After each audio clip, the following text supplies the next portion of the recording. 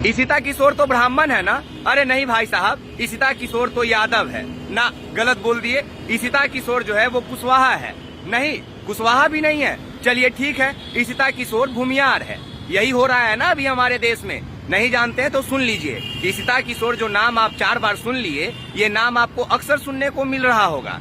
क्यों? क्योंकि इशिता किशोर जो है वो यूपीएससी का जो रिजल्ट कल आया 23 मई 2023 को, उसमें टॉप की हैं। इसलिए इशिता किशोर को लोग अपने जातियों से जोड़ने लगे हैं। और यही हमारा प्रश्न है कि आखिर क्यों इशिता किशोर अगर टॉप की यूपीएससी में और उनके साथ 933 और अभ्यर्थी को चयनित किया गया यूपीएससी में, तो इसमें जातियों को ढूंढना क्यों महत्वपूर्ण हो गया भाई? और इसीलिए हम अक्सर कहते हैं कि जो हमारा देश है वो जाति के नींव पे खड़ा है। अगर हमारे देश के नीचे से जाति हटा दें तो हमारा देश कब का गिर जाए। और यही हमारे राज्य में, हमारे देश में अभी हो रहा है। हम उन तमाम जाति के लोगों से पूछना चाहते हैं जो जाति विशेष के लोग आज इशिता किशोर को अपने जाति का बताने में लगे हुए हैं कि भाई साहब, तब आप कहाँ थे जब इशिता किशोर दिल्ली में पढ़ाई कर रही थी? आप तब कहाँ थे जब अपने परिवार का और अपना खर्चा वहन करने के लिए इशिता किशोर एक प्राइवेट कंपनी में, निजी कंपनी में नौकरी करती थी? तब कितने जाति के लोगों ने इनके तरफ मदद का हाथ बढ़ाया था? या चलिए इशिता किशोर को भूल जाइए, आप अपने गांव, शहर, मोहल्ला में पढ़ने वाले, यूपीएससी की तैयारी करने वाले, बीपीएससी की तैयारी करने वाले कितने अभ्यर्थियों का मनोबल बढ़ाते हैं? कितने अभ्यर्थियों के साथ आप आर्थिक रूप से खड़े होते हैं? एक अभ्यर्थी के साथ भी नहीं। हाँ, अगर कोई 2-3 साल से तैयारी कर रहा है तो आप उसका मजाक जरूर उड़ाते होंगे कि अरे चलना, सब यूपीएससी और बीपीएससी ही क्लियर कर लेते का। लेकिन जब क्लियर कर लेता है कोई आपके समाज का बच्चा और बच्ची, तो आप उसको अपने जाति से बांधने लगते हैं, उसको अपने जाति से जोड़ने लगते हैं। और जानते हैं नतीजा क्या निकलता है? नतीजा निकलता है कि देश में जातिवाद पनप जाता है। तभी तो आज इशिता किशोर के नाम पे आपको कुशवाहा जाति के लोग भी सपोर्ट करते हुए मिल जाएंगे, ब्राह्मण जाति के लोग भी मिल जाएंगे, भूमियार जाति के भी मिल जाएंगे और यादव जाति के भी मिल जाएंगे।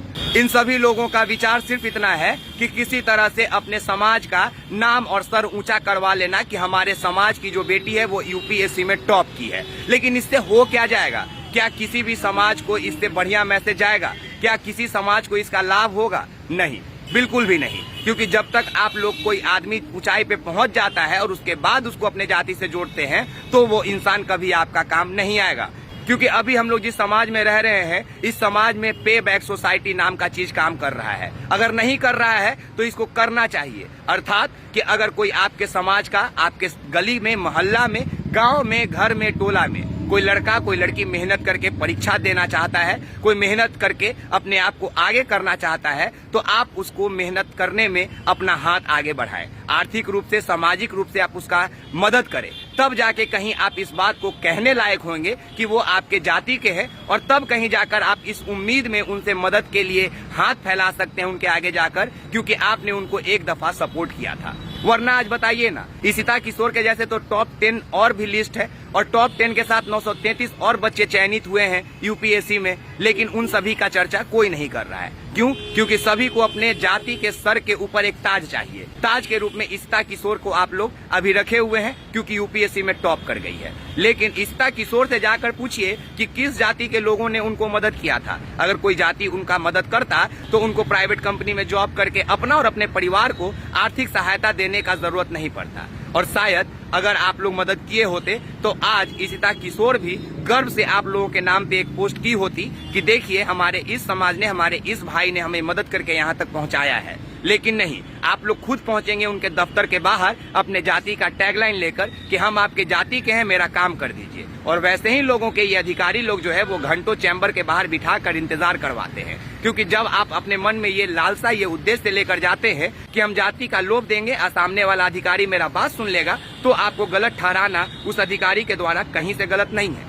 और एक बात, यूपीएससी में कई ऐसे अभ्यर्थी हैं जो पटना से हैं, बिहार से हैं। जब हम लोगों ने उन्हें ढूंढने का प्रयत्न किया कि एक आध लोगों का इंटरव्यू किया जाए, तो वो लोग नहीं मिले। क्यों? क्योंकि वो लोग अपने पटना को छोड़कर, अपने बिहार को छोड़कर किसी मेट्रोपॉलिटन सिटी में जाकर अपना पढ़ाई कर रहे थे। क्योंकि हमारे बिहार में तो Magadh university, Patna university, Pataliputra university, Bhagalpur university और तमाम यूनिवर्सिटी में ग्रेजुएशन करने में ही 5 साल लग जाता है। और वो भी कोई नहीं जानता है कि 5 साल में आप ग्रेजुएशन कंप्लीट कर ही लेंगे। क्योंकि हमारे बिहार में कभी कभी रह रहकर धीरेन्द्र शास्त्री जैसे बाबा आ जाते हैं और ये बाबा का काम क्या होता है कि जो बच्चे, जो छात्र कल तक यूनिवर्सिटी के गेट पे अपने स्नातक के पढ़ाई को लेकर धरना दे रहे होते हैं, वो सभी छात्र उठकर चले आते हैं, बाबा के सेवादार बन जाते हैं। तो बताइए ना, बिहार कहां से यूपीएससी में टॉप करेगा? और जो लोग आज बिहार के नाम पे टॉप किए हैं, या जो लोग यूपीएससी क्लियर किए हैं, क्वालिफाई किए हैं और उनका ताल्लुकात बिहार से है, तो ये पूरे बिहार के लिए शर्म की बात है कि वो आपके बिहार का नाम लेकर टॉप करते हैं, आप उनको बिहार के नाम पे सम्मान देते हैं।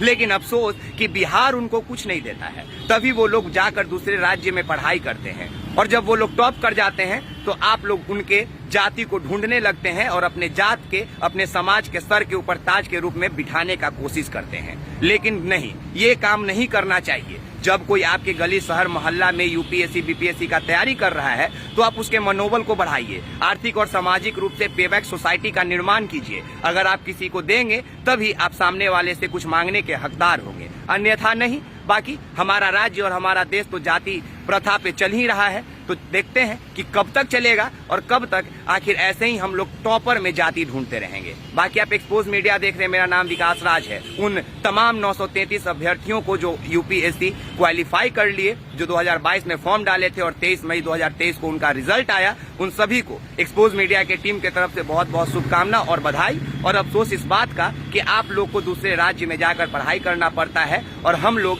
आपको इस बात के लिए गर्वान्वित महसूस करवाते हैं कि आप बिहार से हैं। और जब जब आप इस बात को सुनते होंगे तो आपको वही बिहार याद आता होगा जिस बिहार ने 5 साल, 6 साल, 7 साल पहले आपको खदेड़ के भगा दिया, क्योंकि आपको यूपीएससी क्लियर करने के लिए संसाधन देने में यह बिहार सामर्थ्य नहीं हो सका। इसलिए यह बिहार आपको जाति दे रही है। तो जाति का गुमान हर किसी को होना चाहिए, लेकिन इस तरह से गलत तरीके से नहीं। बाकी आप एक्सपोज मीडिया देख रहे हैं, मेरा नाम विकास राज है। आप सभी का बहुत बहुत शुक्रिया। जय हिंद, जय बिहार, धन्यवाद।